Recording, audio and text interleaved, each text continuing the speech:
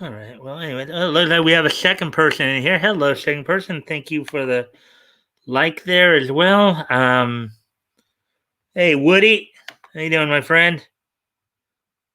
The early bird gets the worm. Well, actually, Action was here before the stream, and he kind of popped in, made a comment, and gave a like as well. So, but I do thank you guys for liking and sharing the stream. That does help with the algorithm, hopefully. So we're gonna wait, of course, a few minutes, give people some time to get in here before we get started. How's your weekend, Woody? Do anything exciting?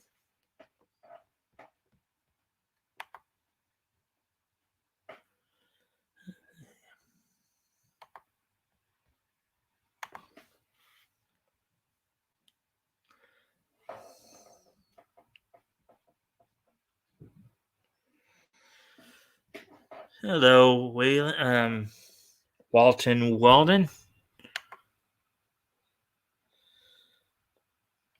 Hello. Hope, hmm.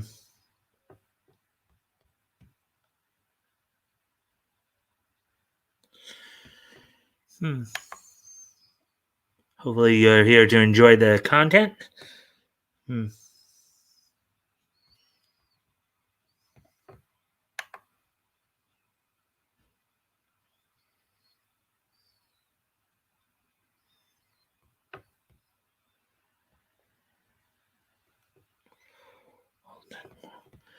So, as I said, we're just waiting a few minutes here till just to let some more people pop in. Hopefully, everybody had a good weekend.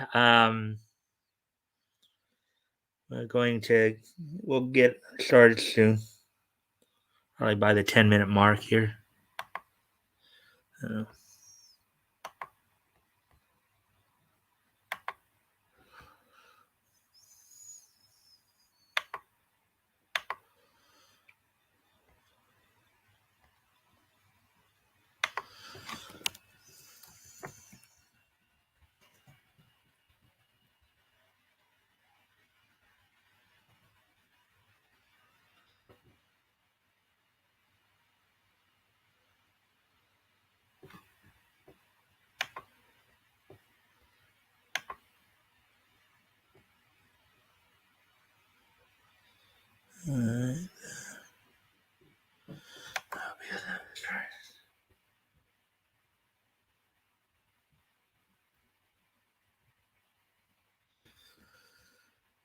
all right. So, how's everybody doing tonight? Hopefully, everybody's doing well.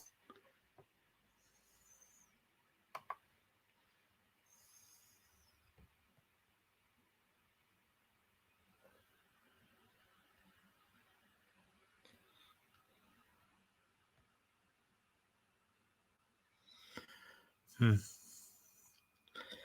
Okay, we're just waiting for more people to show up. Yeah. So basically,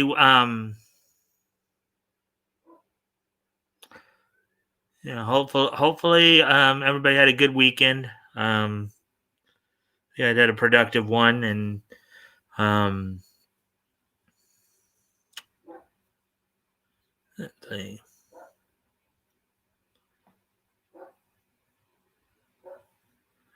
Yes, as I said, just waiting for some more people to give people a chance to come in and stuff like that.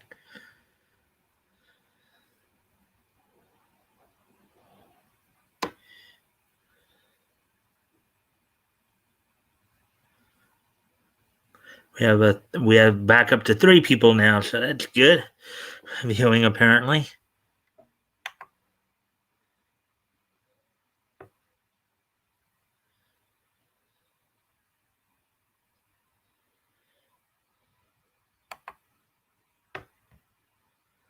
Oh, there we go. Let's see. A lovely weekend, a beautiful weekend, a pleasant weekend. Will you visit Charleston's?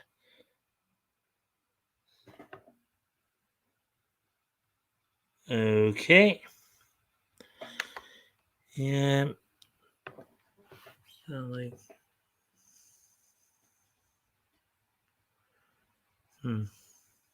no, I have no plans to visit Charleston, South Carolina anytime soon.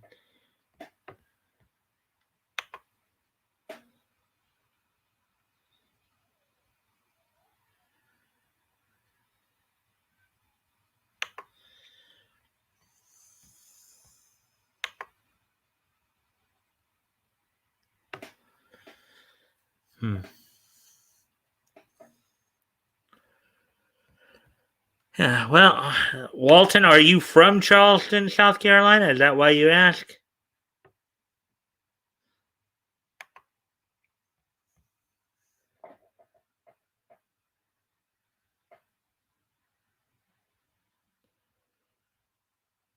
Hi, Obero. Hi, Void here.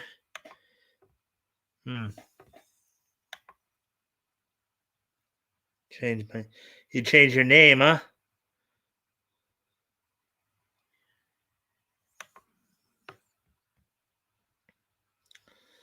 All right.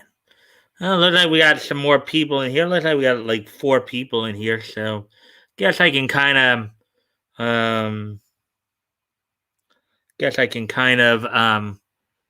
start talking about what we're going to be talking about tonight.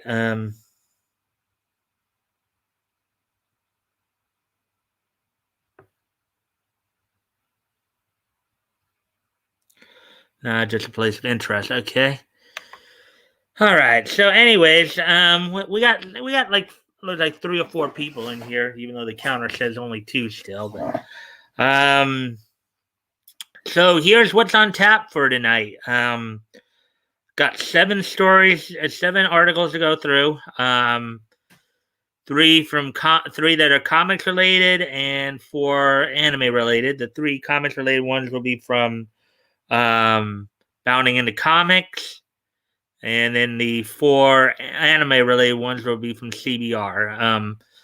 Among them, including Buffy the Vampire Slayer is apparently getting a new comic coming out. Let's see. And new Buffy the Vampire Slayer series announced from Boom Studios. We'll be looking at that. Now, I was recently corrected on this, but I always thought it was Gail Simone who said, if you don't like my politics, don't buy my comic. But I was recently corrected that it was Kelly Sue DeConnick. Well, she's now lamenting the fact of the abysmal state of comics right now. We're going to be looking at that article. Mark Miller has also announced a new comic book series and Netflix show, as well as we got some Maycross news. We got some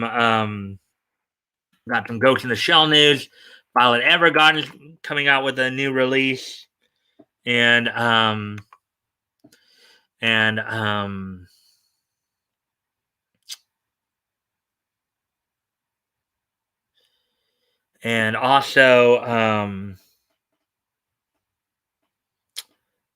also we'll be talking some harem animes as well. So, all that being said, we're at 9 minutes, just at past 9 minute mark. So, probably get ready to get started here in just a moment here, probably right around the 10-minute mark. Got a few people in here, so get set up to go in here. Again, hopefully everybody's having a good day today.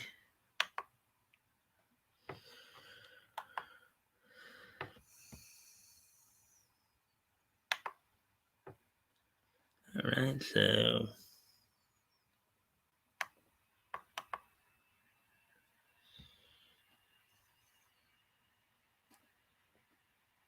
all right, and with that 10-minute mark here, we're going to go ahead and get started here. This first article here. New Buffy the Vampire Slayer series announced. Article by John F. Trent was actually published this past Friday. So let's go ahead and take a look at this.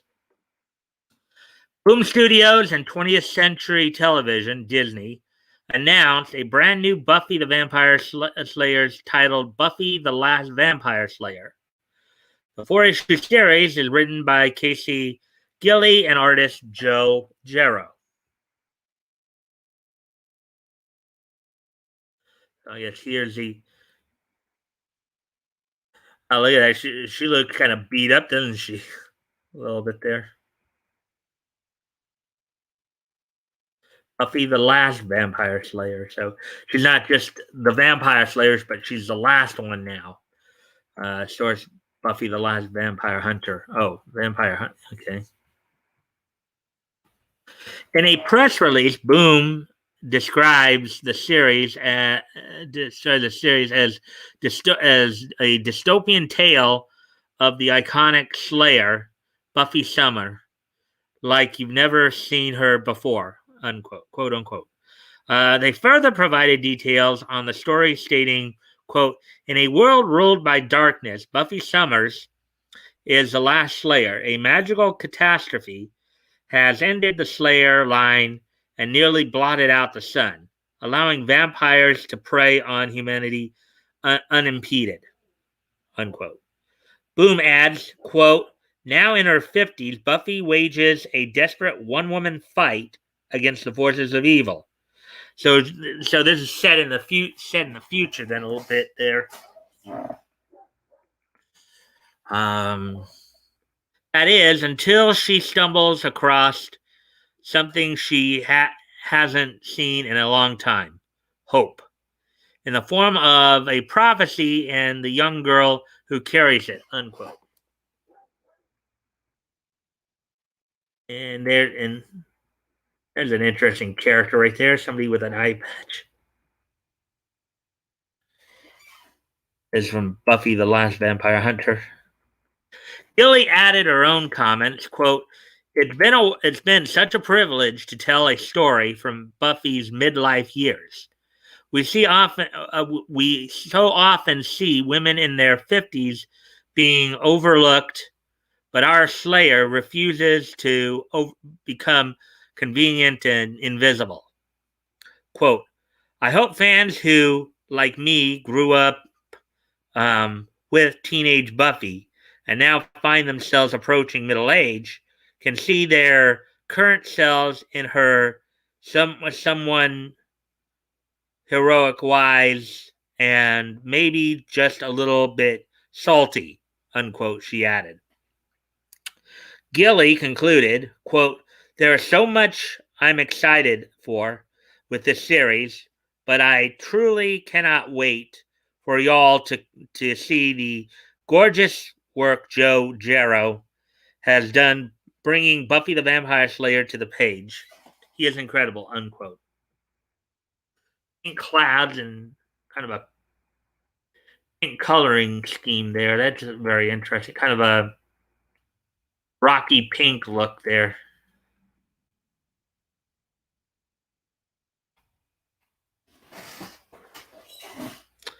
As for Jarrow, he also stated, quote, I've been a fan of Buffy in the Buffyverse since my school days. It was a great mix of action, horror, and comedy, unquote. Quote, I'm so excited to now be able to draw Buffy and the rest of the Scooby Gang and add our own twist to her story as a creative team, unquote, he added. Yes, Scooby is basically... Scooby, like those meddling kids, have basically become almost a moniker for a group of teenagers who goes out and fights, ghost ghoulies and all that.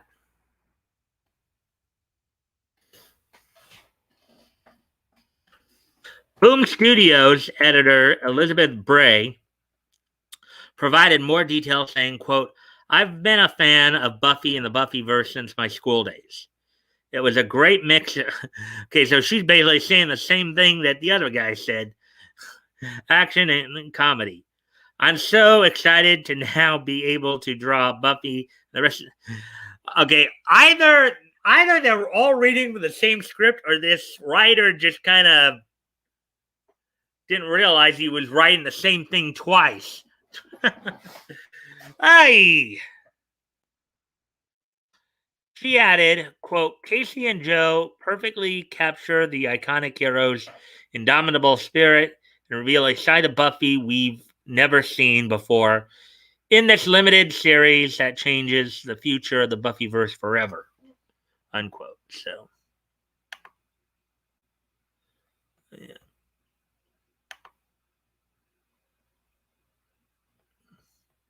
Okay, so, anyways, as we continue on here.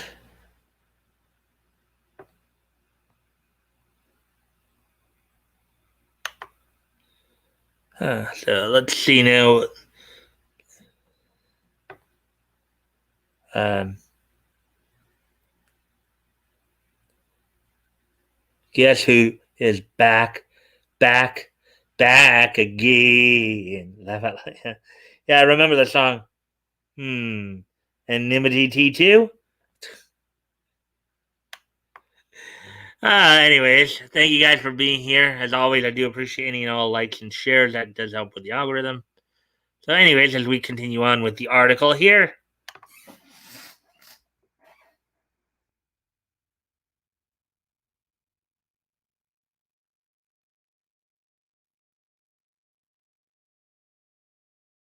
Buffy the Last Vampire Slayer #1 will feature cover art by Ario and Anindito, with variant covers by Rod Race, Danny Pendergast, Jacob Rebelka, and Giuseppe Camuncoli. In the press release, they also showed off character designs for Buffy and Spike. Here's Buffy. Buffy kind of in her 50s here.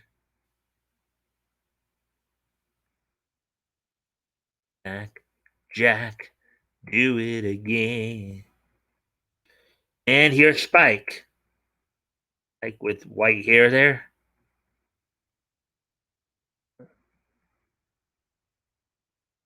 The first issue arrives sometime in December. Do you plan on checking out Buffy the Last? So is it Buffy the Last Vampire Hunter or Buffy the Last Vampire Slayer? What's the actual name of the comic? Because it's kind of referring. They almost seem the titles there almost seem interchangeable.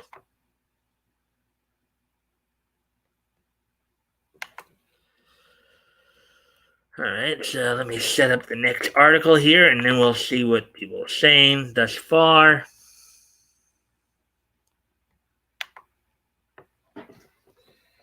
Let's see now.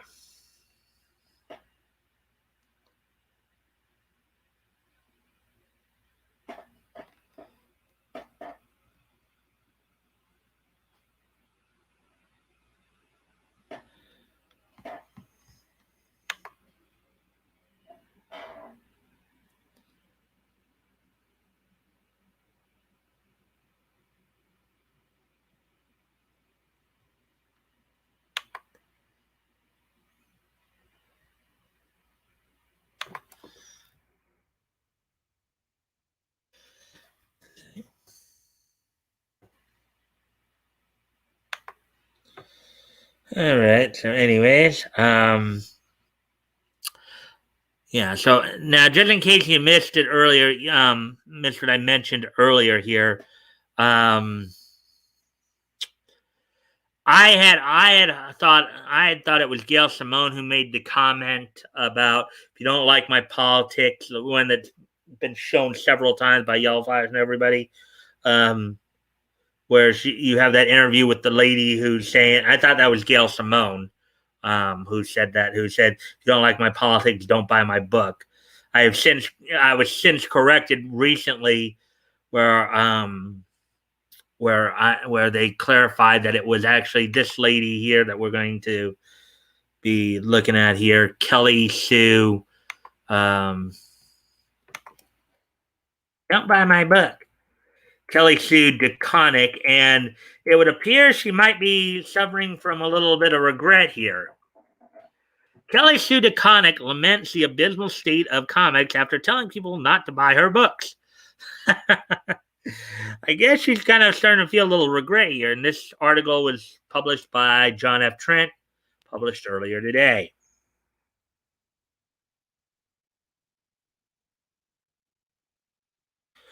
Former Captain Marvel writer Kelly Sue DeConnick lamented the state of the comic book industry after previously telling people not to buy her books. Yeah, kind of. She made her own bed here, and now she's got to sleep in it. If you recall, and I didn't because I didn't realize. I thought this was Gail Simone myself. That's what I was under the impression of, but it was this lady. So, if you recall, DeConnick spoke to Sci-Fi Wire back in October 2017, where she stated, "quote And if you don't like my politics, don't buy my book." Unquote. As I recall, she also emphasized that with "problem solved," if I remember correctly.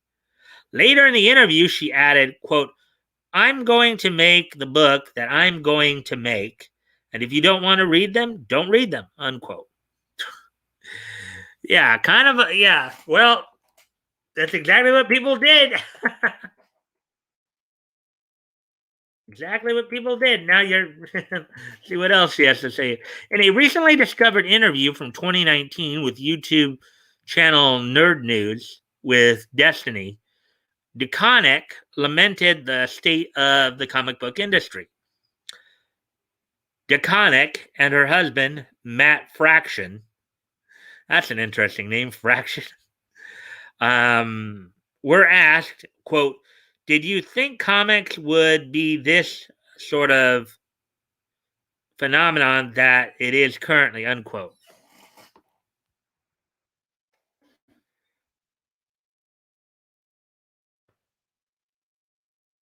DeConnick answered, quote, "Boy, that's hard because from our perspective, the industry has contracted and we're very worried about comics right now. So it's always interesting to me that the outside perspective is always, in small quotes, comics are booming," end quote.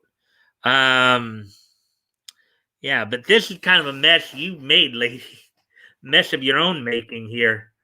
Uh, Fraction then chimed in, stating, "quote I don't think I share. I think you're more pessimistic um, about it than I am.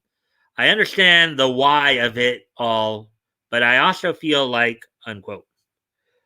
We would go on to he would go on to discuss how comic book merchandising has blown up and how The Walking Dead and Scott Pilgrim were the biggest presences at San Diego Comic Con. That was back in 2019. There's the all new Aquaman. Aquaman number 49. That might be the most recent volume of Aquaman, considering I think Aquaman's had like 6 different volumes, going all the way back to the 60s. Fraction then stated, quote, "We go to shows now and people bring us things to sign we've never seen before. It's crazy. It's inconceivable on some level," unquote. Quote, "But I think there's something cyclical, made it like a cycle, in comics about the ability to tap into the popular imagination, whether it was Superman in the 30s or a Batman show in the early, well, Batman actually came out in the late 60s, not early 60s. You have these moments where there's comic book saturation everywhere. Still, comic book articles get written in the mainstream media with pow, zap, right? I think maybe depending on the day pes- you ask, my pessimism would vary." Quote, end quote, he added.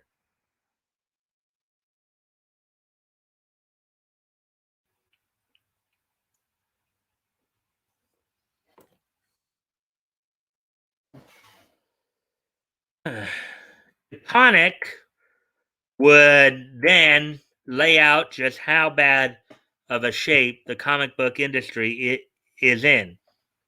Quote, I think I tend to be pretty optimistic, but in this one, I'm worried. I'm straight worried, unquote. When asked why, she responded, quote, because stores are closing at a phenomenal rate. Independent comic sales are down. Well, not all of them, because we know of a few. We know of a few independent comic guys right now. Independent comic book writers and artists who are actually doing pretty good. With their Indiegogo's and stuff, right? Mainstream comic sales are down, except for the top 3 or 5 books are up. Everything in the mid list is way down. Of course, what we have to also contend is that this interview was done back in 2019, so might have been even it might have been a little bit better at that time, unquote. Um, Quote, numbers that used to be numbers that would get you canceled are now like, in smaller quote, no, that's a hit, unsmaller quote. Independent books making back the cost of doing floppies is like names that should be able to do it no sweat are going into the red or on singles and not coming out until the trades. And it worries me, unquote. She elaborated. This I think is from Aquaman as well. Panel right here. Aquaman number 49. See what you guys are saying thus far. All right, nothing new apparently there. Down to 2 viewers.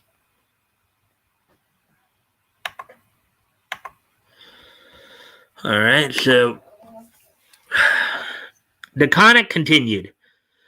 Quote, the other thing that worries me is we're heavily dominated by the superhero genre, and we're heavily dominated by DC and Marvel as the most successful shared universe comics. And I have nothing against DC and Marvel. I have worked for them both. I love them both. I love both universes. I think superheroes are great. There is no part of me that's like, quote, I had your first album, unquote, unsmaller quote. It's like, in smaller quotes, great. I can love independent comics and I can love superhero comics, unquote.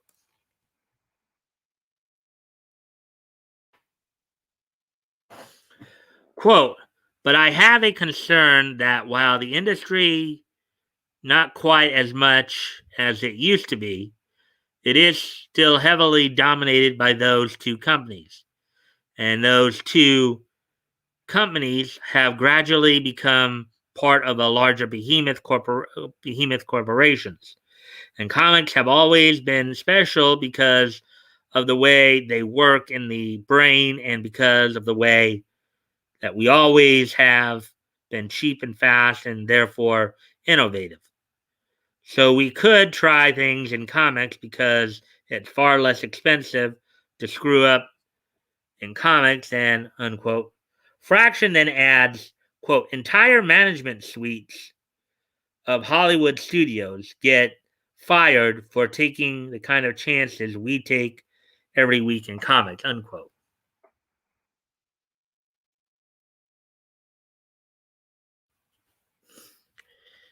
Yeah, but again, I think you're experiencing some regret here because of the statement you made, lady.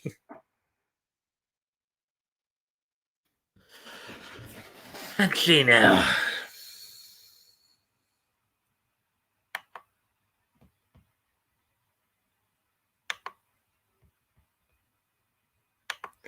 The Conic continues, quote, and that's how we continue to innovate, and that's why television and film come to us for material, is because we can take those risks because we are very inexpensive.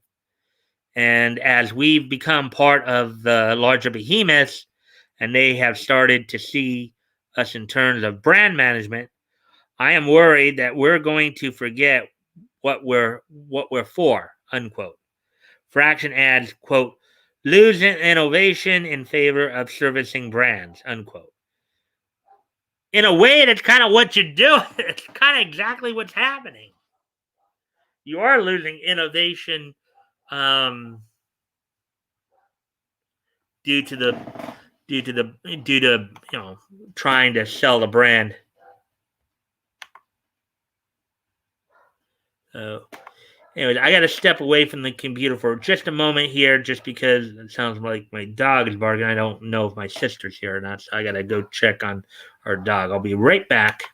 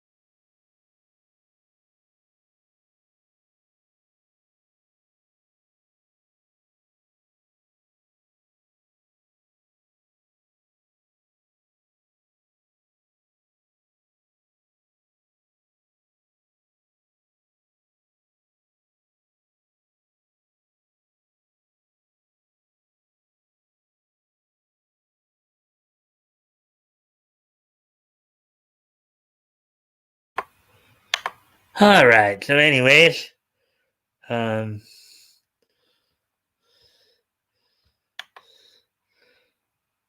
time to pet Chloe. yeah, Woody. I guess she need because she wanted some attention there, so she's barking at the dog next door, I believe. So, anyways, back to the article here. We get back into this. DeConnick continues, quote, and that's how we continue to innovate, and that's why television and film come to us for material. Oh, okay. Actually, we read that part already. Let's see. Oh, yeah. Okay. Quote, we're not going to be able to innovate the way that we have always been able to, and they're going to kill the golden goose, unquote, says DeConnick. What you call innovating, I think most of us would call pushing agendas, and that's just not going to sell. People have actually taken you up on your word there, Mr. Connick, and they basically said, when you told them, hey, you don't like my politics, don't buy my book. That no, problem solved.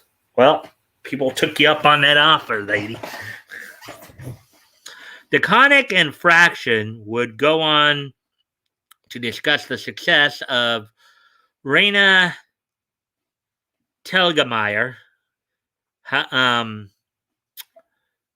However, she would once again bring up why she is worried about the state of comics.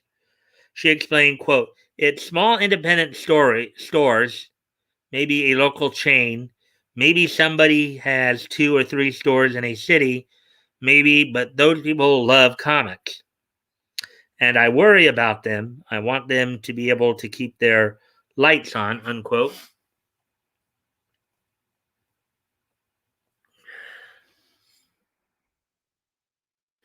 Well, I know comics will find a way because we are the original storytelling form. We are the paintings of Lascaux. So comics aren't going to go away, but I worry about the people losing their stores, unquote, she stated. Well, there's been a lot of talk how the companies have started to go in more the digital direction.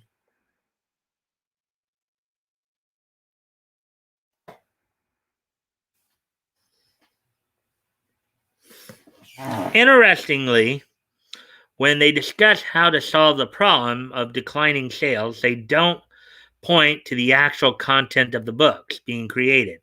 Rather, they talk about local stores and how they are adapting to stay in business by creating comic book communities despite the poor products. Yeah, because basically they've been trying to push agendas and it's not selling. Again, this coming from the lady who basically said, "You don't like my politics, don't buy my book." What do you make of DeConnick's comments about the state? I think she's experiencing regret. That's basically what I think. What do you guys think? You guys think kind of along the same line there? Maybe she's experiencing regret, get over, you know, what she said a few, back in 17.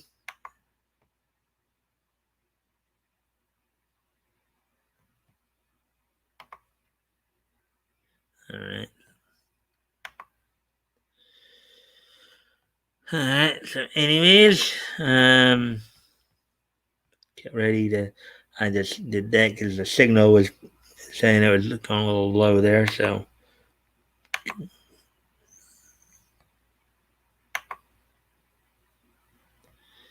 to bring the pounding in the comic window back,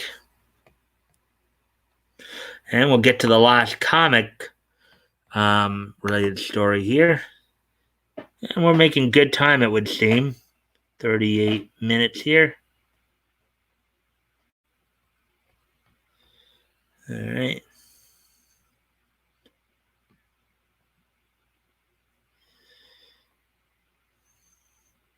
All right. So, anyways, let's get on to this next article here.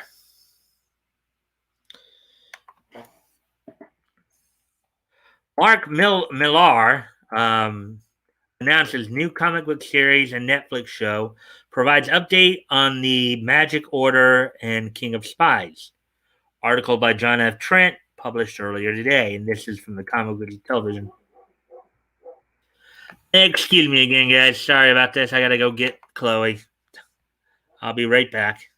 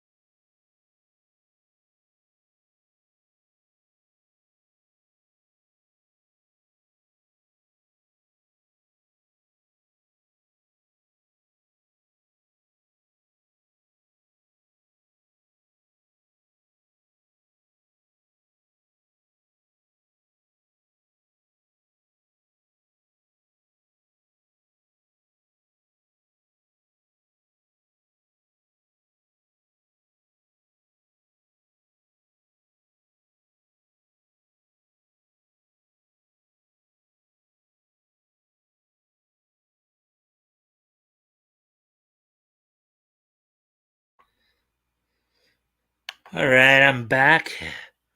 Let's get back to the article here. Comic book creator Mark Millar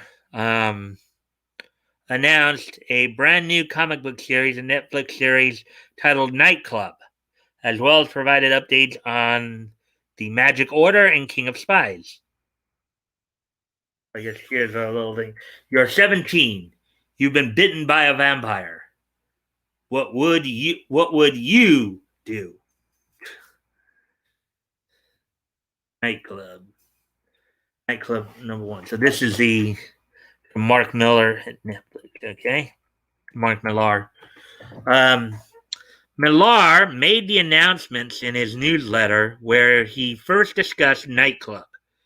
The creator notes that the series is being developed as both a Netflix show as well as a comic book. Here's how he described the book. Quote, basic idea. What would you do if you were a teenager and got bitten by a vampire? Skulking in alleys and murdering strangers. I suspect your last resort when you van climb typo there, when you can climb walls, I believe is what he meant to say, turn into bats or mist and move at super speed, unquote. He added, quote, like me, I suspect you would mask up and become a superhero and probably bite a few of your friends so you could enjoy this together, unquote. Oh boy. This guy's got a bit of a sadistic streak in him, doesn't he? Well, you know what they say though, folks. They say misery loves company.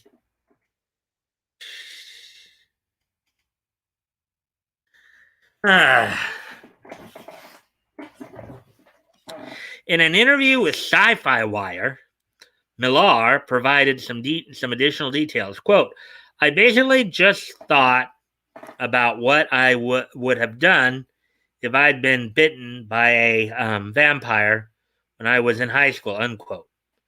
Quote, I'd never have killed people in dark alleys. I'd have guzzled bags of blood in hospital storage units and made some money as a superhero instead. That's what these kids do. They just decide to help people with win every sports prize, take on their school bullies, make a little cash, and have a good time. But of course, the vampires who bit them have other ideas, unquote, he explained.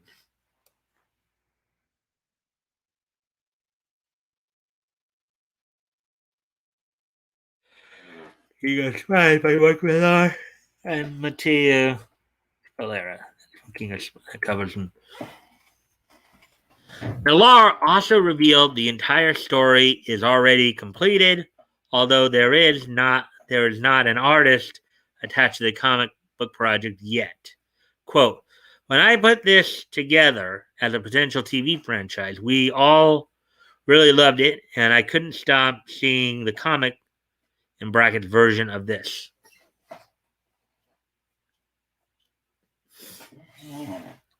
I always like to do at least one volume as a comic too.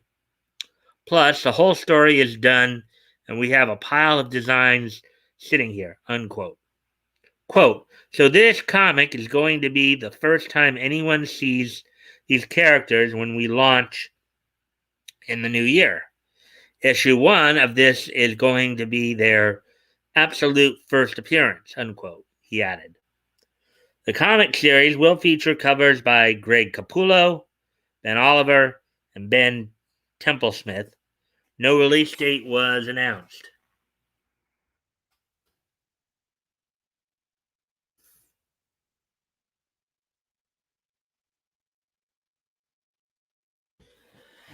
A for the Magic Order, the first issue of the original miniseries was released back in June 2018.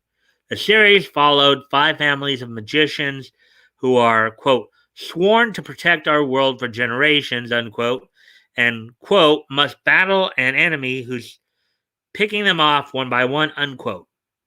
The sixth and final issue of the miniseries was released in February 2019, and there hasn't really been much news about the series since then. It was originally announced to be a Netflix series as well. Here's a magic order there. Interesting look. Now, Millar notes he's, quote, beavering away on the TV show at the moment, doing our best to perfect, unquote. Not only is he working on the live action series, but he also revealed that the entire series will span 5 volumes in the comic book form. He revealed the second volume, quote, is just a month away and drawn by the peerless Stuart Immonen, unquote. As for the second volume is about, he explained, quote, volume 2 is about a guy called Victor Korn, the descendant of a black wizard who rules half the earth 500 years ago, unquote. He added, quote, now the guy's working in a bottle factory and he's tired of being kept down. He wants to assemble all the old forces and return the world to the way it was, unquote.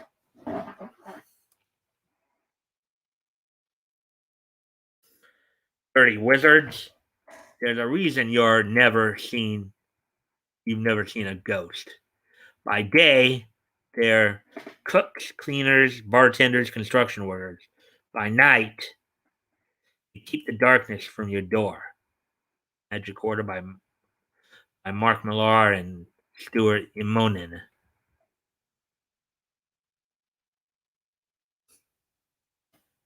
Let's see if there's anything new to be talked about here. Leto. Hello, Leto. Welcome, my friend. Hopefully you're doing well. As always, if you can like and share the stream, that would really be helpful. Hey, Mike. Sorry, I'm late. Hey, you're here, so that's cool. As I said, if you can like and share the stream, that would be real helpful. Get some more friendly faces in here.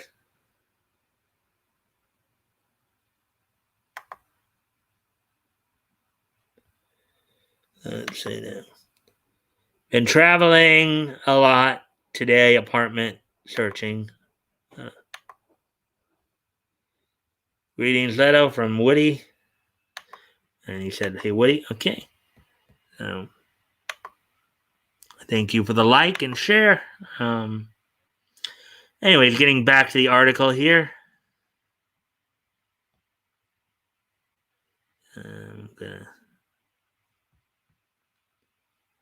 This worked before, so let me see if that will work again. Yep. Okay. I just unshared it for a moment because I figured that would help bring the signal back a little stronger.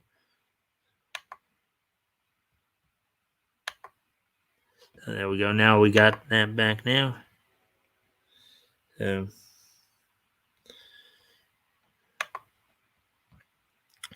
All right.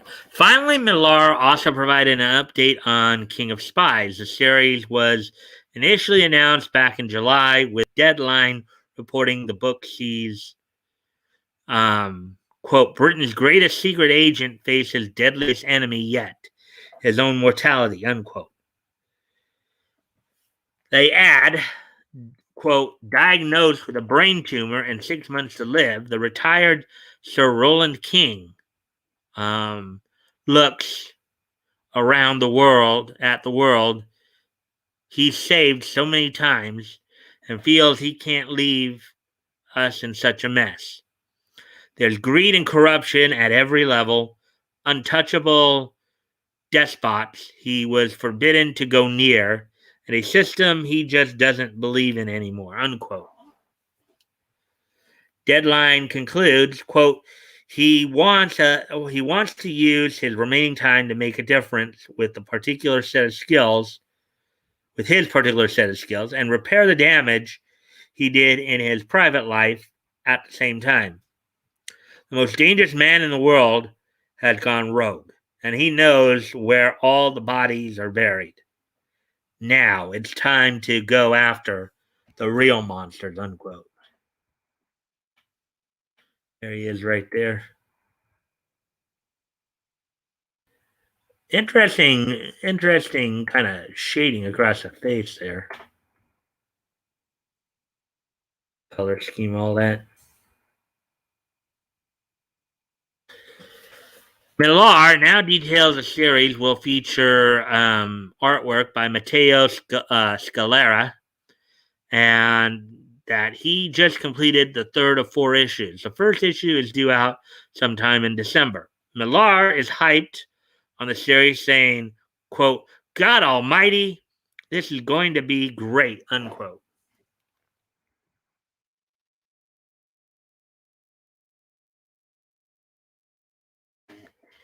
What do you make of these updates from Mark Millar, about the project? Sounds pretty interesting, to say the least.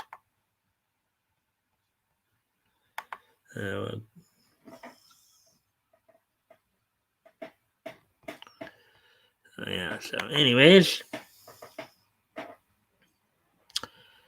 All right, so let's get ready to now that we're done with the comics portion, we'll go over CBR for the anime portion of all this. Anime portion of the broadcast.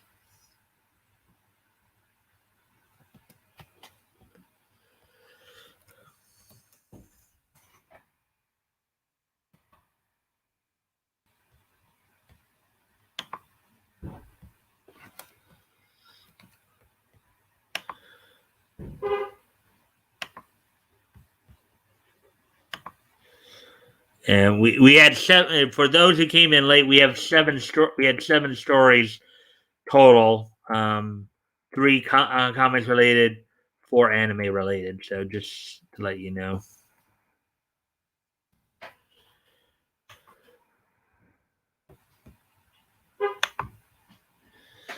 All right. So what did you miss? Well, we went through the comic story. You kind of came in on the end of that last one where a guy named Mark Millar was announcing some new details on some comics he's doing and comic and show that he's putting together. Also, now the lady Kelly Sue DeConnick, who is the actual person who said, "If you don't like my politics, don't buy my comics," is apparently now experiencing regret. Based on the comic book.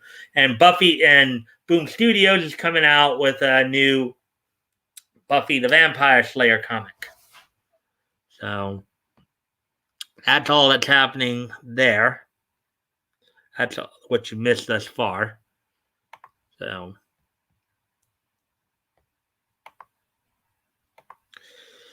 now we're going to, of course, get into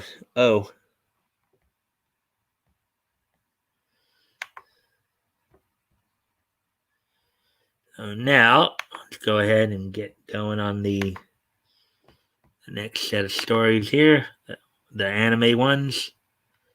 With this first one, new Macross trailers show off new characters, music, and mechs. The Macross franchise, of course, is the franchise that was turned into Robotech back in the 80s. There's Macross Plus, and Macross Southern Cross. So. New trailers for the next Macross Delta movie and the new Macross Frontier short feature both new characters and the return of old favorites. Article by Michael Acerna, published 12 hours ago. Here we go. New trailers have been released for the upcoming Macross Delta sequel movie, as well as the all-new Macross Frontier short that will accompany it when it premieres in Japanese theaters on October 8th. So, and that's going to be on Friday. That's going to be like 2 weeks from this Friday, basically, and it, of course, be a day after my birthday. So, the new trailer for Macross Delta, Zetai Live, features the first glimpse of Yami Ray sound unit, which will compete against the series Walkure band. The new trailer also features a few short looks at the new Valkyrie fighters that will make their debut in the movie, as well as a surprise return of fan favorite character Max Genius, the ace pilot from the original Super Dimension Fortress Macross, who was last seen serving as captain in 1994's Macross 7.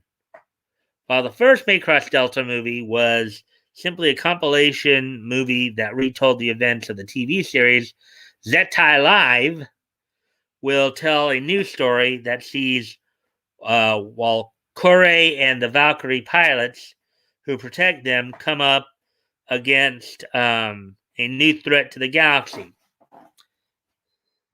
A new poster was also revealed for the movie, which shows how the new Yami Ray band compares to the old Walkure.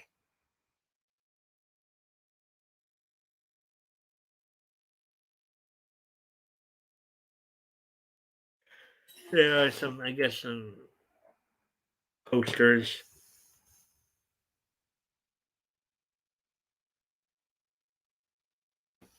A new trailer was also shown for Macross Frontier short, Labyrinth of Time. The new short seems to take place after the bittersweet finale of the 2011 movie Macross Frontier, The Wings of Goodbye, and shows an older looking Ronka Lee with a new haircut and costume as she remembers her past adventures with Cheryl Nome and Alto Saotome. The trailer features the new song Toki no Meikyu, which was written by Yoko Kanno, the legendary composer who previously penned the score for Cowboy Bebop and its upcoming live-action remake, who also produced all of the music from the original Macross Frontier series. And I said, yeah, Yoko Kanno is known for she's been composing quite a number of anime soundtracks over the years and a few songs. So,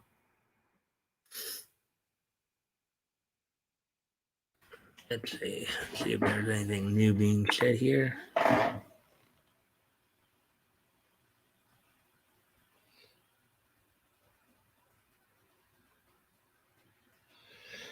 Let's see. So let's see what new Macross stuff. Say what? I have to watch this trailer.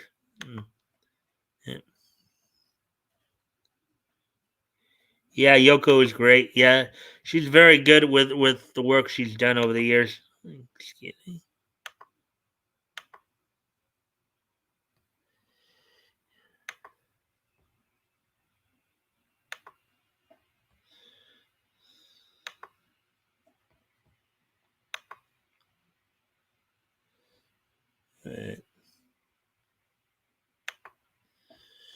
Yeah, I know Yoko also did some of the composition work for Dot Hack Sign, which, in fact, I think she was even involved with Fiction Junction, the various versions of Fiction Junction. Anyways, back to the article here. Both theatrical releases are being produced to celebrate the upcoming 40th anniversary of the Macross franchise, which began with the debut of the original and highly influential Super Dimension Fortress Macross in 1982. I was 6 going on 7 that year. So the series is widely remembered for its iconic mecha designs from anime legend Choji Kawamori, its timeless soundtrack, and its dramatic story, which portrayed a massive space war from a more personal perspective. The series was also lauded for showing the lasting efforts of that war, as the second half of the series detailed the struggles of its survivors to rebuild society and overcome the lasting prejudices and trauma born during the conflict. The show spawned multiple sequel series, including 1984's critically acclaimed Maycross Plus, whose English dub features a young Bryan Cranston. At least the LA, because I think ADV also did a variation on the dub of that as well. So.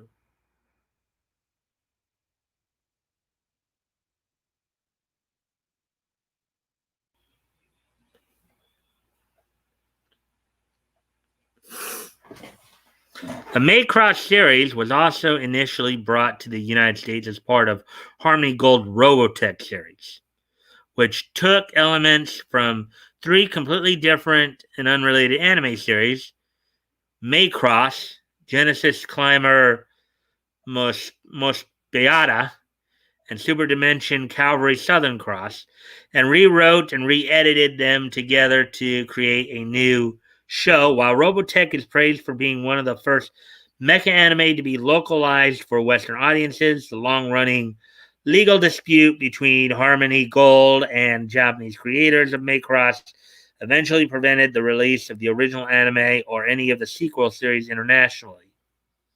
That legal battle was recently settled earlier in 2021, which will allow both series to finally be re-released. While there has yet to be any announcements regarding the distribution of any new Maycross material in the United States, Funimation recently announced Blu-ray release of Robotech. There you go.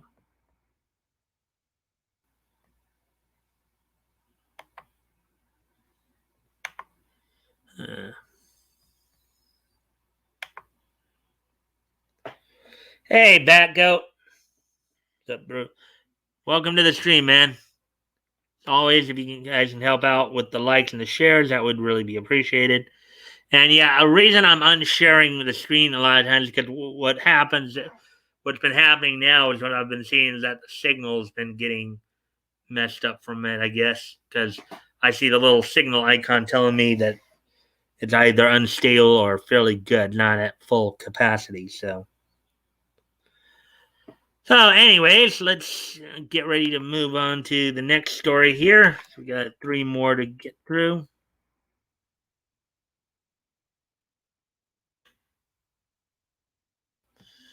I will share this here. Let's see. We're just past the hour mark, so we're making good time then.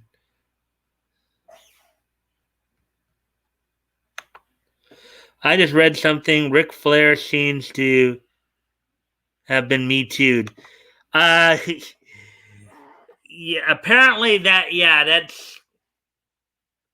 I saw a little Toy Bounty Hunters was doing stream on that earlier. This stems from the infamous plane ride from hell from a few years ago, in which a bunch of WWE coming back from the insurrection pay-per-view, a bunch of WWE wrestlers were really just totally just acting like asses in a way, but so a lot of this is having to do with the latest Dark Side of the Ring video that's coming out in regards to that. You know, the infamous plane ride from hell.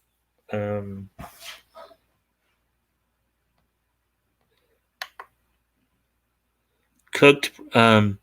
Looked pretty rainy in Minnesota last night. Time's Up has not only got away, but they are in legal trouble. Me Too is over.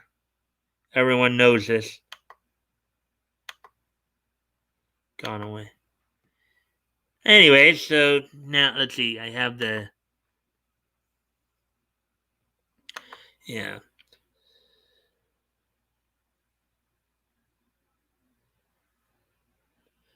Nope, rain was today. Okay, so anyways, Let's get ready to go on to the next article here.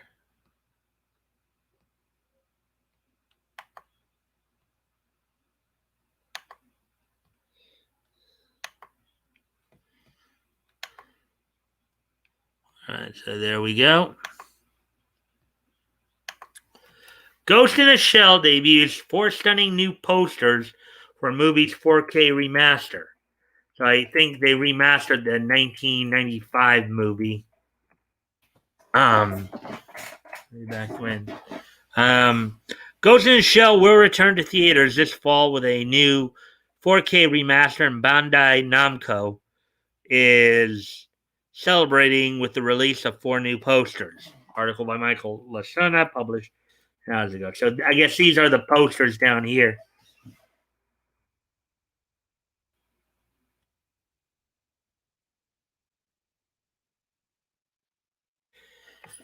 The original 1995 Ghost in the Shell anime movie will return to theaters this fall, and 4 new posters from 4 well-known modern artists have been commissioned to mark the occasion. Created by Bustaskill, Omao,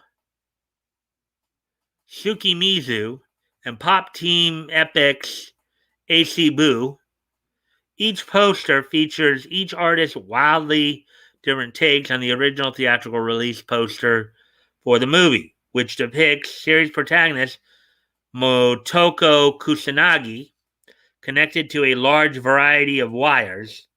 While the new posters will not be available officially for purchase, Japanese distributor Bandai Namco Arts is giving away the posters via a contest available to Japanese residents. Fans will need to follow the V-Storage Twitter account and submit a picture of their ticket stub before October 31st in order to be entered into the contest. I'm a soldier, that's so right. Here's these are I guess, the 4.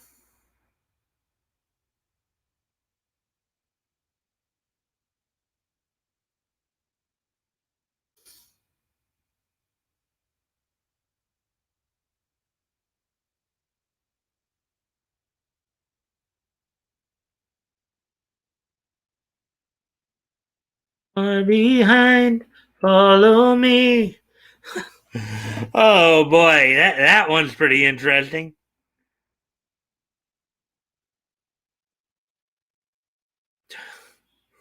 Whoa, okay. Uh,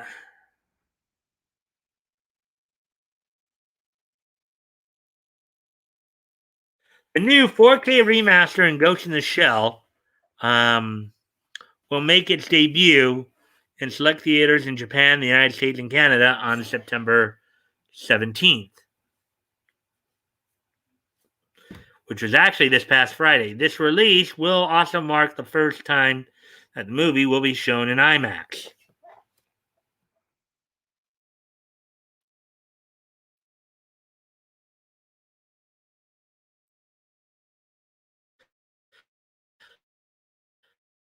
Released in Japanese theaters and was Momori. Bei Shiro, the cyberpunk series takes place in a near future society where cybernetic enhancements have become commonplace, and the line between human and machine are becoming increasingly blurred.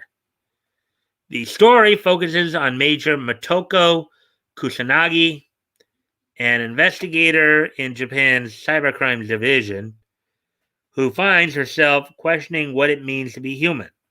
In a world where memories can be digitally altered, a person's soul can be moved in between bodies with a download. Oshi's movie was one of the first anime movies to be released in the United States with relatively few edits and changes to the source's material, and was acclaimed for its detailed animation, elaborate action choreography, and existential themes. The movie is often credited alongside Katsuhiro Otomo's Akira as one of the early works that helped establish an adult audience for anime in Western territories, which they're trying to just tear down now with a lot of this complaining they're doing, all the woke BS.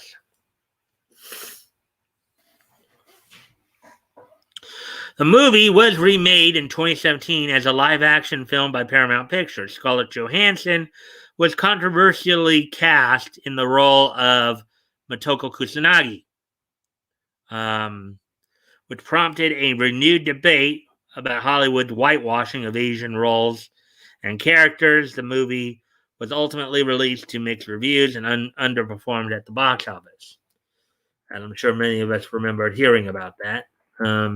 Anyways, before I finish up here, I'm going to go off camera for just a quick sec. I'll be right back. Just got to do something real quick.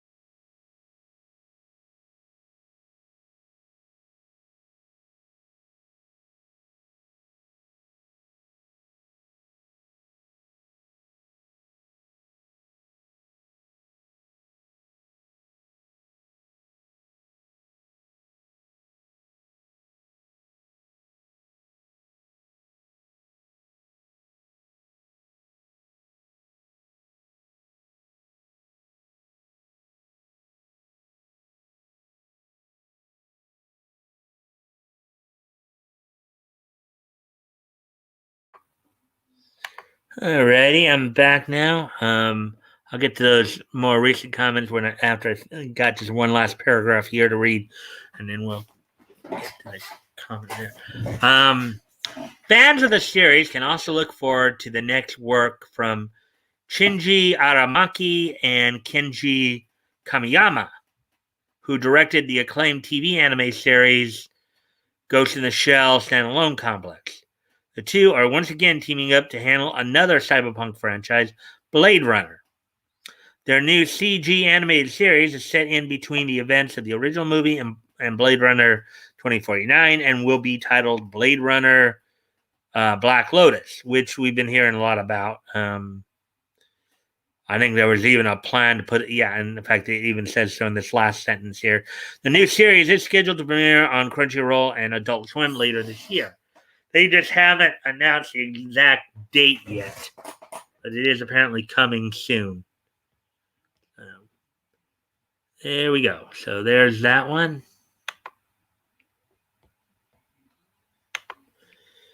Let's see what you guys have been saying here in terms of the comments.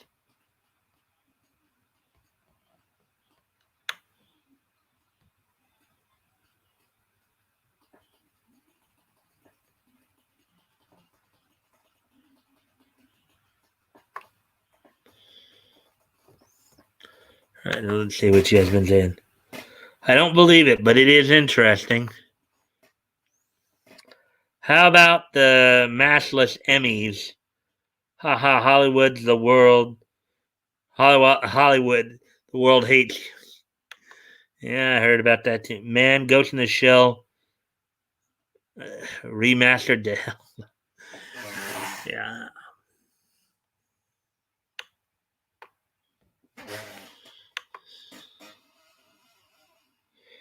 Rakeda streamed around 2 a.m. smoking a cigar. Yeah, I kind of saw that a little bit. Woo! Those posters are something I need. Yeah, unfortunately, I don't think you'll be able to get them because they said that they were being limited to Japanese fans only. So we'll be getting a new apartment soon, looking with 2 bedrooms, so I can have my own quote unquote workroom. So I got a lot of art I've been wanting to hang. Okay.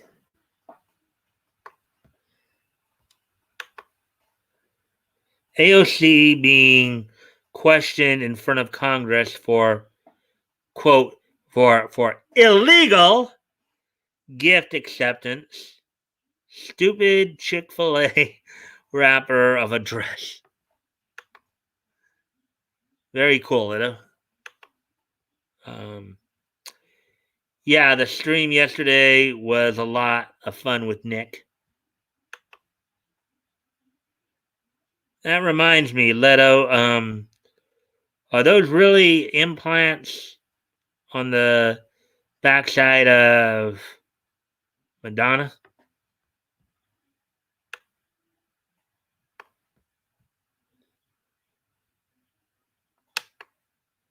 Hey.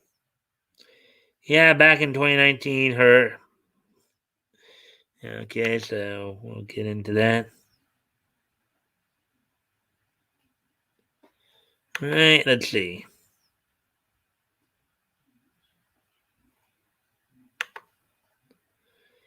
Yeah, I'm just kind of going, because I know you guys are kind of going on a sidetrack here, so that's why I'm not reading. I'm just more to myself.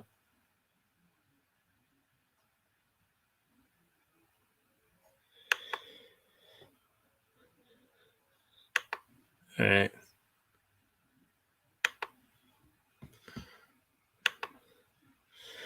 All right. So, anyways, getting ready to go on to the next story here. We got two more here. Almost done with the main stories here.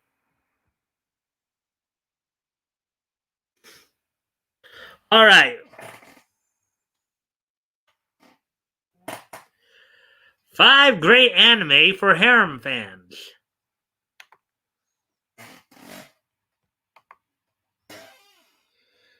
And kick her out of bed eating pretzels. All right. So, anyways, here we go. Here's the next article. 5 great anime for harem fans. From Sword Art Online to Clannad, here are 5 best harem animes out there. Article by Ederlin Peralta, published 7 hours ago.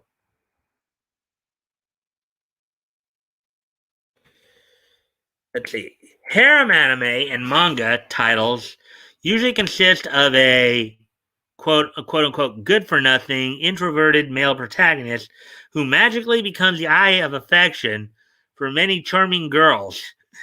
Every guy's dream, right? Every guy's dream. This is one of the reasons why I love harem anime myself.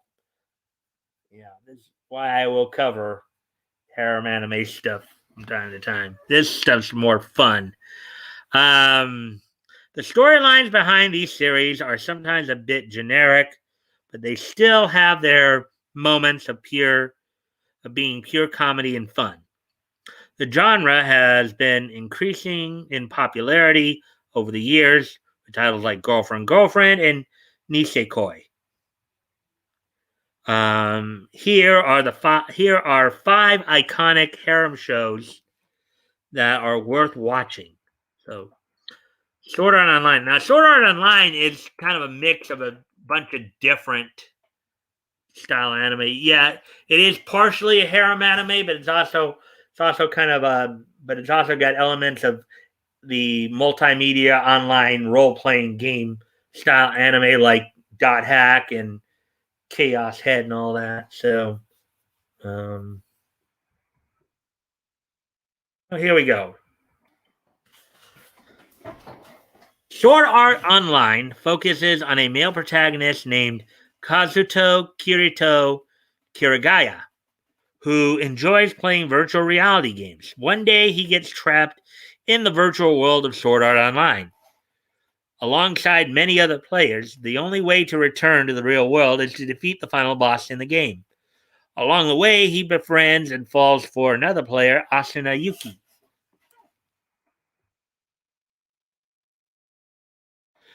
The Sword Art Online franchise now consists of various virtual worlds where various problems arise. Kirito always plays the role of the hero in these games, and he also has at least one or more female protagonists supporting him in his efforts. However, none of these players can compare to Asuna. Kirito is devoted to her, always coming to her rescue, and vice versa. And another little cute aspect about Sword Art Online 2 with Kirito and Asuna is that in a way they have, in the game they actually have a child together. So that's kind of a cute aspect there. They're actually parents in the game as well. So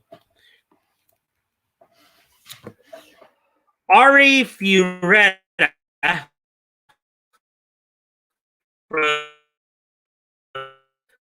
commonplace to world strong.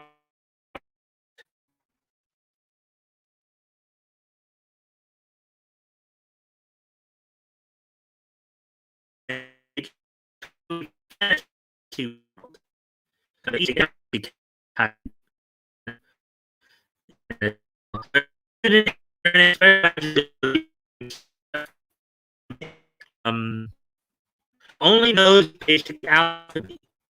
Your dungeon rate, one of Huday's questions, purposely is there at Huday national however there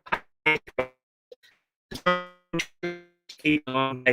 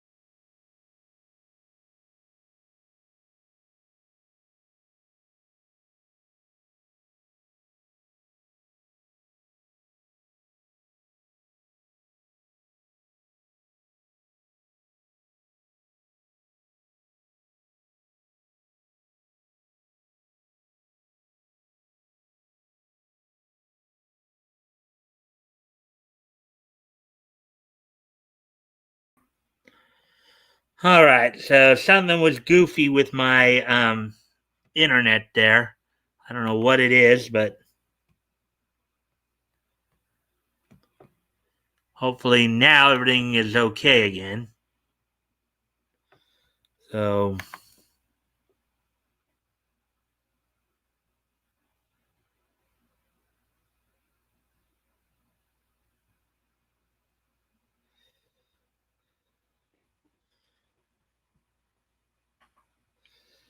all right. So, am I back now, guys?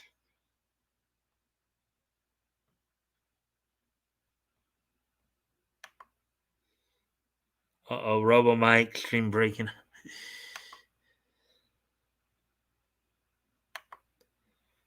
I'm back now, hopefully. Um, I see a red door. Painted black. Think it would.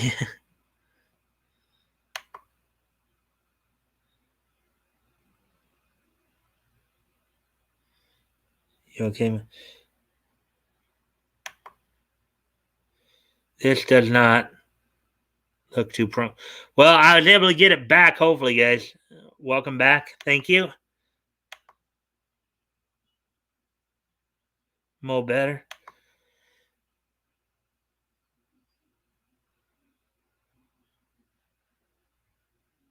That looks pretty good now. All right.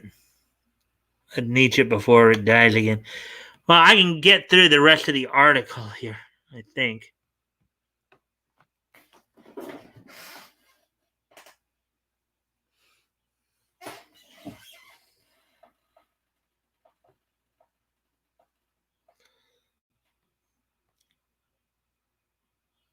Because I want to get through the last two articles.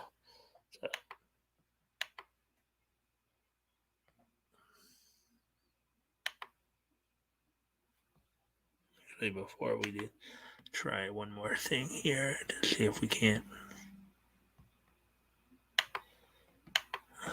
Come on.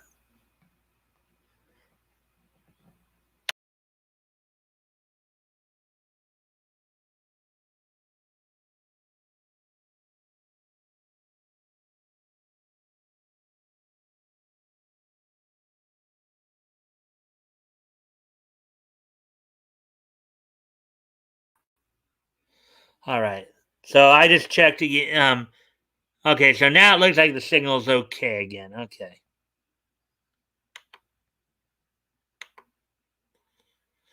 All right, so let's get back to that article. Hopefully, we can get done without any further problems. Let's see.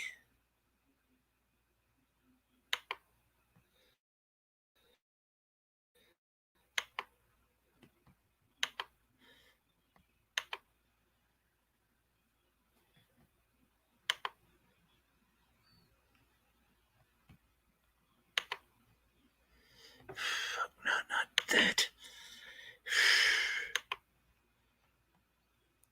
All right, man.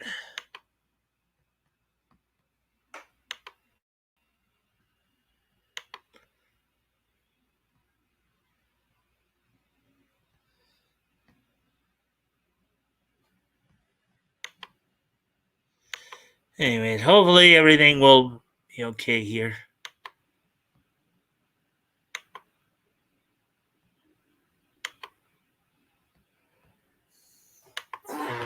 Okay, Kyoto's animation Clannad is based on a Japanese visual novel developed by Key. There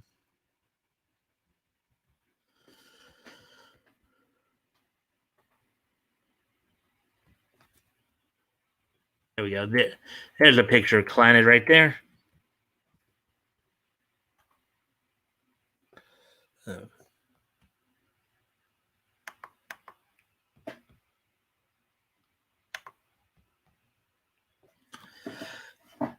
Okay.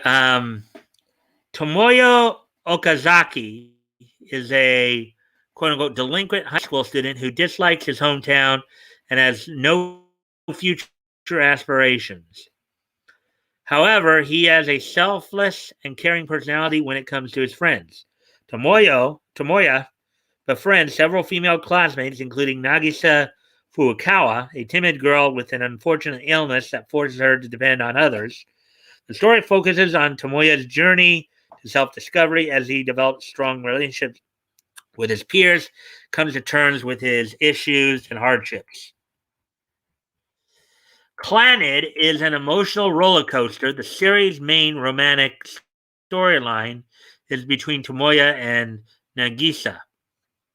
Um, and although Tomoya has intimate moments with many supporting female characters, these tend to be selfless acts of friendship rather than anything romantic. Tomoya's interactions with other characters showcase his individual growth as a man, but these interactions also strengthen his bond with Nagisa as she helps him solve their peer problems. And then the quintessential quintuplets.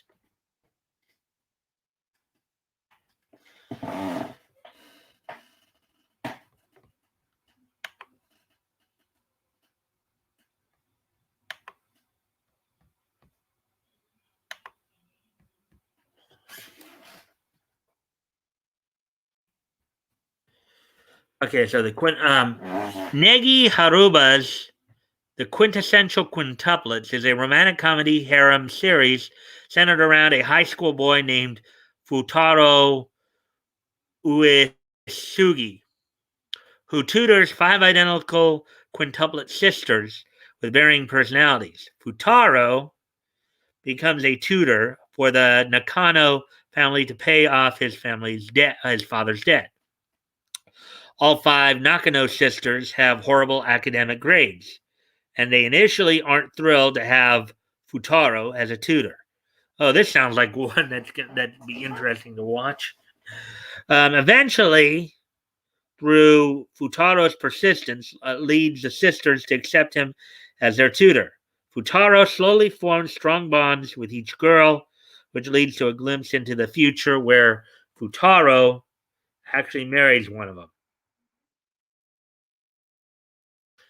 Harem anime usually provide open-ended conclusions where viewers aren't sure who the main protagonist ends up with, or else shows only imply a possible romantic relationship between the protagonist and one of the supporting characters.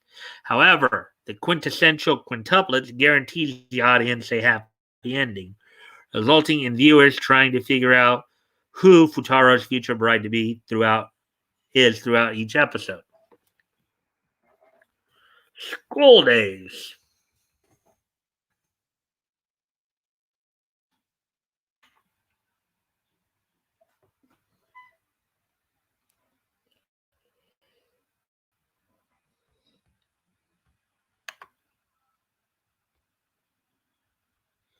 So it's like How I Met Your Mother if it was an anime. I guess you could draw that conclusion. I guess Leto. Um,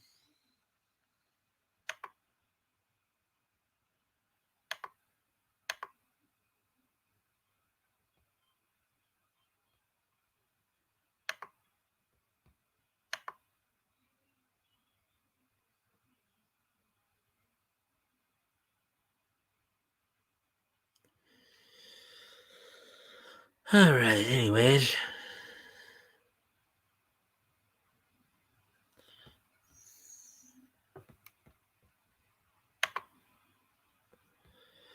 I'm just waiting to see if the signal gets a little stronger. That's why I did all that.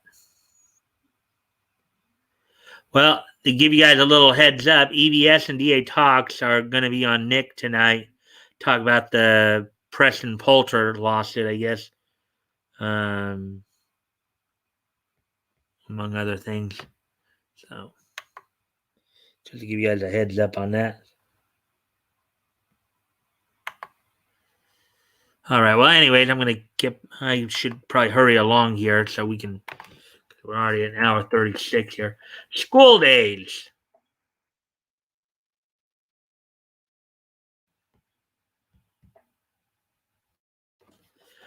Last but not least, School Days is based on a Japanese visual novel of the same name.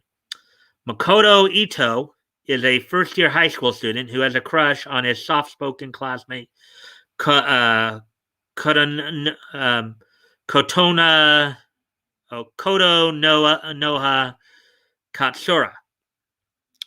To win her affections, Makoto gets dating advice from his classmate, Sakai Saionji, who eventually takes an interest in Makoto after he gets into a relationship with Koto Noah.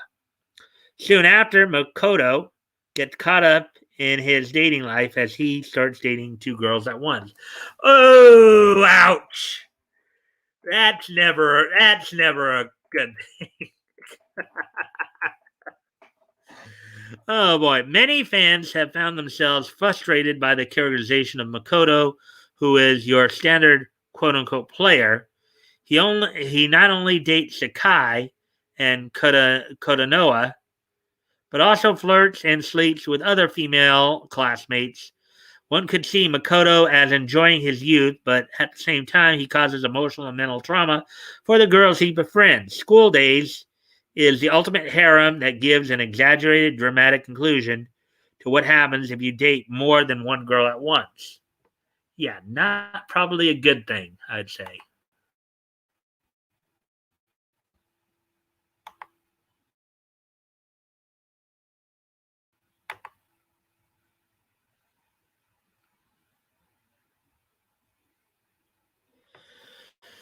Oh boy.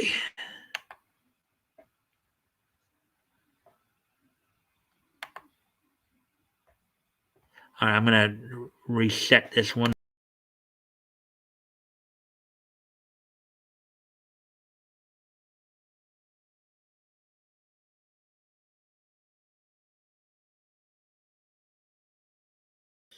Yeah, I just signal was going out again for some reason.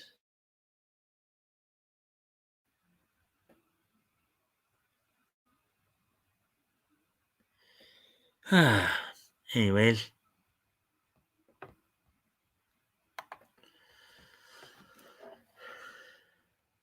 all right. So last main story here. I'll try to read through this as quickly as possible here. Um, oh yeah. Of course, it would probably be nice if I shared it.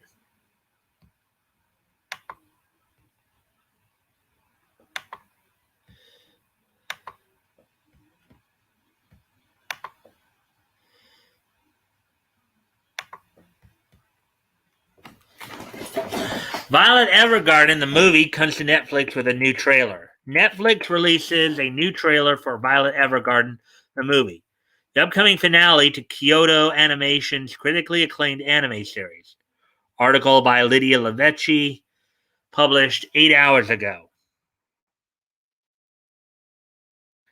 An official trailer for Violet Evergarden movie has dropped. The new trailer recaps the events of the Netflix original anime's first season and teases a conclusion to protagonist Violet's quest to understand the complexities of human emotion and comes to terms with the death of her first love, the Major. The film tells an original story that will serve as a conclusion to Netflix's 13-episode anime adaptation of writer Kana Akatsuki's and illustrator Akio Takase's award-winning light novel series. Violet Evergarden, the movie, will make its worldwide streaming debut. It'll be on Netflix on October 13th. Although originally scheduled to premiere in January 2020, Violet Evergarden, the movie, ultimately premiered in theaters on September 18th, 2020, having been delayed by both the arson attack on producer Kyoto Animation's headquarters and by the ongoing COVID-19 pandemic. The film sold over 1.45 million tickets across Japan and made 2.1 billion yen, roughly 19.2 million US dollars, during its theatrical run, making it Kyoto Animation's second highest grossing anime movie behind A Silent Voice.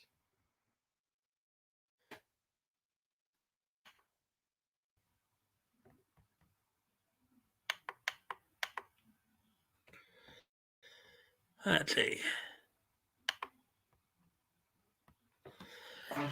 Animated and produced by Kyoto Animation, the studio behind classic anime A Silent Voice, Hyoka, K-On!, and the Melancholy of Haruhi Suzumiya, and directed by Haruka Fujita, Love, Chunibyo, and Other Delusions, Heartthrob, Sound Euphonium, and Taichi Ishidate, Beyond the Boundary, Nichijou, K-On!, Violet Evergarden premiered on Netflix on January 11, 2018.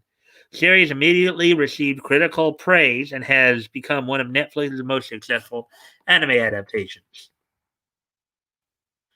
Violet Evergarden tells the story of Violet, a former child soldier and amputee who sets out to understand the meaning of love after the death of her superior officer, Major Gilbert Bougainvillea. Equipped with advanced prosthetic arms, Violet trains to become an auto memory doll. Female ghostwriters who clients come to for assistance in writing personal letters. As an auto memory doll, Violet encounters many people from different backgrounds and social classes and begins to understand the varied and complicated human emotion of love.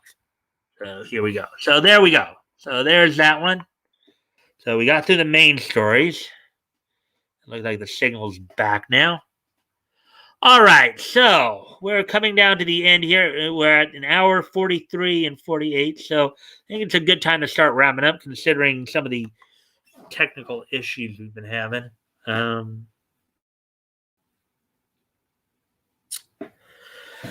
So, are you guys ready for this day in each history?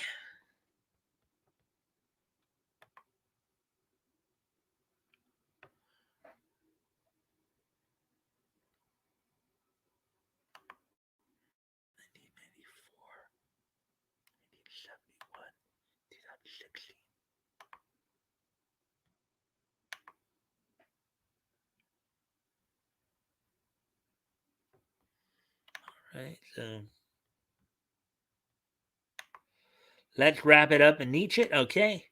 Nietzsche. All right. So without any further ado, today is Monday, September the 20th, 2021. Let's take a look back on this day in each history. And our first stop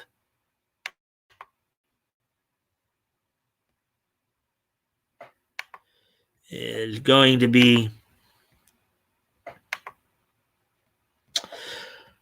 we're going to go all the way back 50 years ago today, as on this date 50 years ago today, in Charlotte, North Carolina, Larry Hamilton, the younger brother of the assassin Jody Hamilton, as well as a guy who would go by the name Missouri Mauler, would regain the NWA Eastern States Championship from Danny Miller at a JCP show in Charlotte, North Carolina. Also, up in Vancouver, Bulldog Bob Brown would defeat Stephen Little Bear for the Vancouver version of the NWA Pacific Coast Heavyweight title. So on this date, 50 years ago today, Larry Hamilton regains the NWA Eastern States Championship from Danny Miller in Charlotte, North Carolina, and Bulldog Bob Brown would defeat Stephen Little Bear for the Vancouver version of the NWA Pacific Coast Heavyweight Championship. So there we go with that.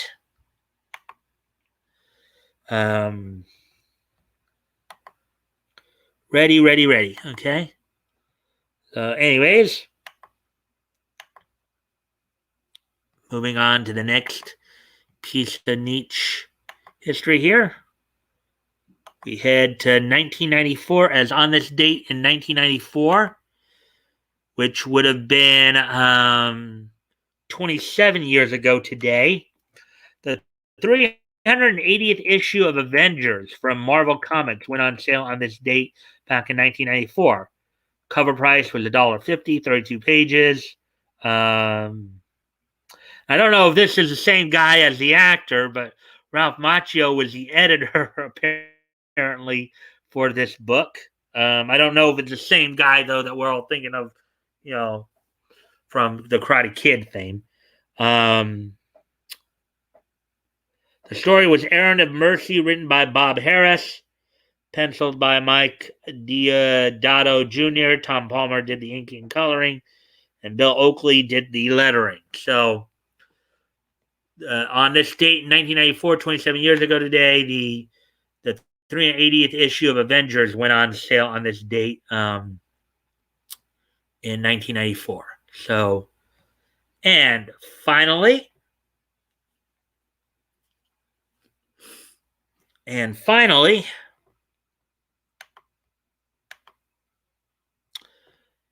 going to head forward to 2016, as on this date in 2016, 5 years ago today, the brain-based anime Servamp would finish its initial run on this date in 2000. So 5 years ago today, Servamp, which was produced by Brainsbase, would complete its run, its original run. So there we go. All right, guys. Well, thank you guys for being here. I'm sorry about the technical issue. I don't know what's going on with that. My computer's saying that I'm connecting fine, but we're seeming to have some connection issues for some reason. You know, thing is, I'm at the lower end of my cash flow right now, so I'm like, I can't go call my computer guy as of yet. Have him take a look at my computer here. It's fine. Okay. Well, yeah, it's fine right now, but anyways, I thank you guys for being here. I look forward to having you guys back here tomorrow night. Hopefully, hopefully these problems will eventually work themselves out.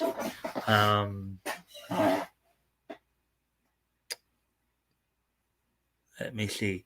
Also, don't forget, Friday will be our next historical comic retrospect, where Batgo and I will be looking at comics that went on sale from May of '38 from Dell Comics. We're looking at Cracker Jack Funnies #1 and Popular Comics #30. So until tomorrow, guys. Bye.